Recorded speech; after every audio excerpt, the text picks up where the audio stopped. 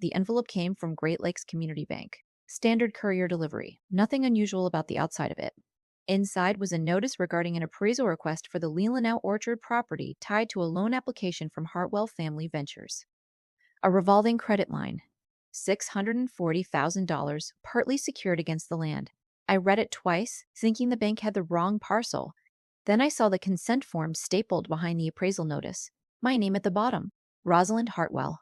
Signed in black ink, in handwriting that leaned the wrong direction, that dotted the I in a way I never had.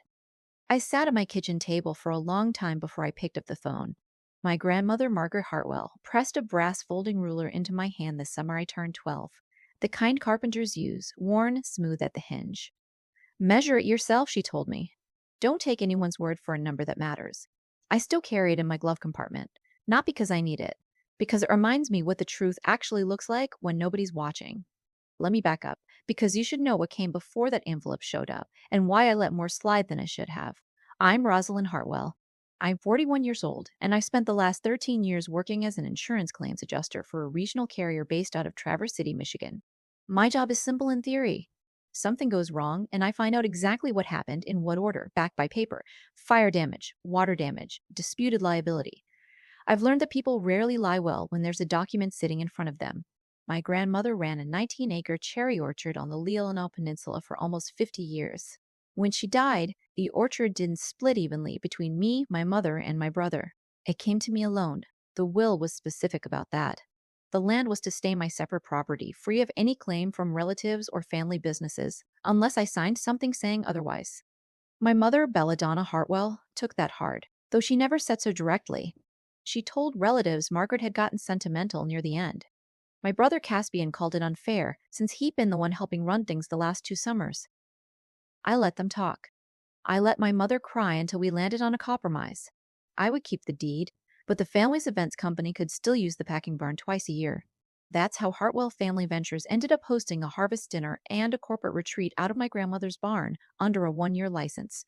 No structural changes, no subleasing, no claiming ownership in any marketing material. Either side could end it with 30 days' notice. For a while, that was enough to keep the peace. The first time something fell off, I called it a scheduling mix-up, not a warning. It was late June, the barn still smelling like sawdust and last year's cider vinegar, when Caspian brought a group of investors through without telling me. He didn't think he needed to. It's basically company property at this point, he said, like the orchard had grown itself around his business cards. I let it go. Then I saw the brochure. Hartwell Family Ventures had started calling the orchard our private lakeside estate in its promotional packet. There was a photo of the packing barn with the company's logo stenciled across a banner hung over Margaret's old scale, the one she'd used to weigh cherries by the crate for 40 years. My mother had replaced the folding chairs with new ones and talked about the purchase afterward like it had changed who owned the floor they sat on. You know that feeling when you've stayed quiet so long that staying quiet starts to feel like the only shape you're allowed to take.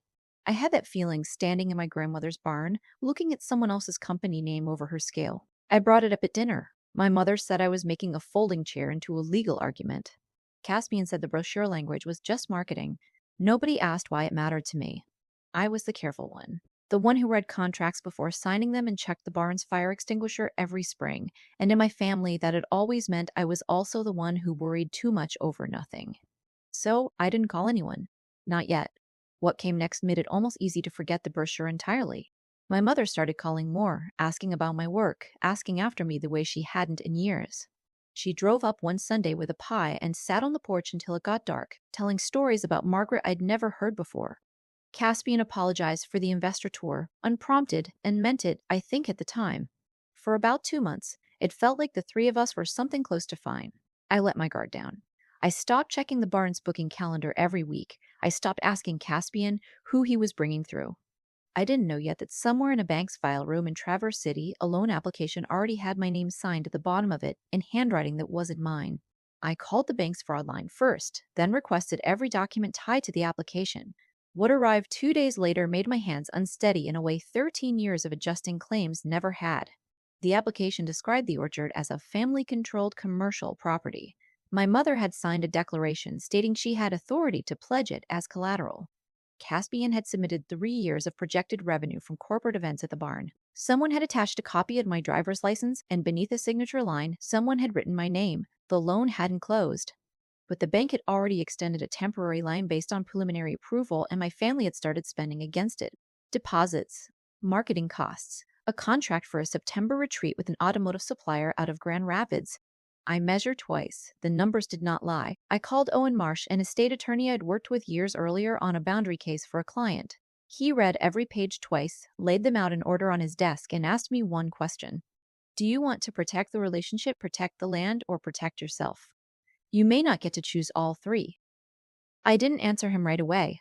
That night, I looked through the box of my grandmother's things I still hadn't unpacked. Cassette tapes mostly. She used to record herself talking about the orchard, the weather, whatever she was thinking about that week. I found one dated 8 months before she died and played it on an old recorder I kept from childhood. Her voice was thinner than I remembered. A gift stops being a gift, she said. The moment the person who received it has to keep paying for it with her dignity. I sat with that until the tape ran out. The next morning, I called Owen back. There was a land trust, the Leelanau Conservancy, that had been trying for 2 years to acquire shoreline near the orchard to protect a wetland corridor. Caspian had turned down their initial offer without telling me, certain he could turn the property into an event venue once the company expanded. The trust still wanted the land, and they could close fast, with private funding already in place. Selling would end a fraudulent collateral claim outright. It would also trigger the bank's internal review, and there was no telling what that review would surface once it started looking. I didn't say yes that day, but I stopped saying no. Owen warned me the sale would end my family's expansion plans entirely. It might also expose the forged consent form to more than just the bank. I told him I understood. Because there was no mortgage on the orchard and my grandmother's estate had been settled years before, the title was clean. The forged paperwork had never created a valid lien, since I'd never authorized any of it. Owen still insisted we notify the bank's legal department before closing rather than let them discover it after the fact. He provided the deed, the will, the licensing agreement, a handwriting sample, and a sworn statement confirming I had never approved the loan application. The bank's response was immediate. Their legal team suspended the pending credit facility and froze the temporary line tied to the application while they opened an investigation. They also restricted the company's event deposit account, since some of the borrowed funds had already moved through it. The sale closed on a Thursday morning, 11 days after that courier first showed up at my door. The buyer was the Leelanau Conservancy. Under the agreement, the packing barn would remain standing as an education site for the wetland program, and the rest of the acreage would be permanently protected from any commercial development. I received just under $900,000 after fees and taxes were reserved. I moved it into a new account at a different bank and used part of it to fund a small trust for claims adjusters and first responders who needed help organizing their own estate paperwork after a family crisis. I didn't do it to prove anything. I did it because I wanted at least part of that money to become something my family could never turn into a weapon again. At 10D15, Owen sent formal notices to my mother, Caspian, and Hartwell Family Ventures.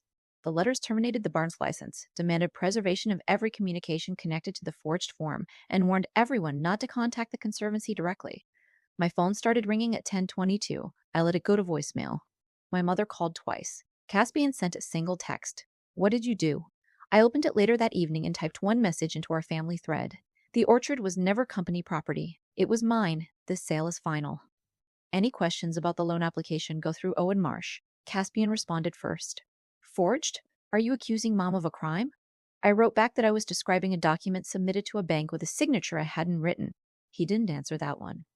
My mother's message came an hour later, longer, 6 or 7 lines about how much she'd sacrificed for the family business, how the barn had always felt like it belonged to everyone, how she couldn't understand why I'd let it come to this instead of just talking to her. I read it twice and set the phone face down on the counter. I didn't know it yet, but the sale wasn't the part that would hurt the most. That was still coming 3 days later in a conference room when I found out exactly whose handwriting had been on that consent form. Owen chose a private room at a mediation center in Traverse City. My mother's attorney had proposed a settlement. They wanted me to sign a statement calling the loan application an internal misunderstanding. In exchange, they'd stop telling relatives I'd destroyed the family business.